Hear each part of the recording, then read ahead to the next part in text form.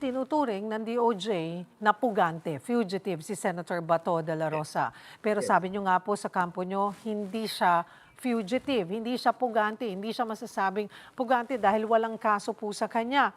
Pero bakit Opo. hindi po natin makita si Senator Bato? Bakit hindi po siya nagpapakita or walang may alam kung nasaan po siya? Yan po yung nilinaw ko rin po sa mga nakaraang Mhm. interview. The arrest warrant is not enforceable. That is our legal opinion. But that is different from is it being enforced, no? So it's not enforceable, but it is being enforced and it is being threatened to be enforced. In fact, ang palagay ko pong masakit para po sa bansa natin na sana makita ng taong bayan ay ang gobyerno natin mismo ngayon ang nag-a-apply para sa Interpol Red Notice.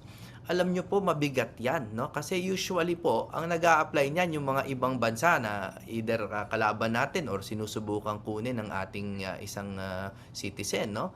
Pero in this case, sarili po nating gobyerno ang nag-apply para sa Interpol Red Notice.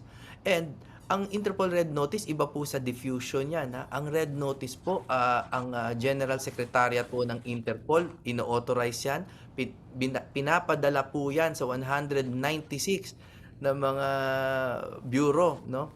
All across the world. So ibig sabihin kahit saan po pumunta si Senator Bato, they have officially authorized the arrest and capture of Senator Bato anywhere in the world Mhm. na hindi pa na-establish kung ano po bang batas ang naghahari dito sa issue na ito.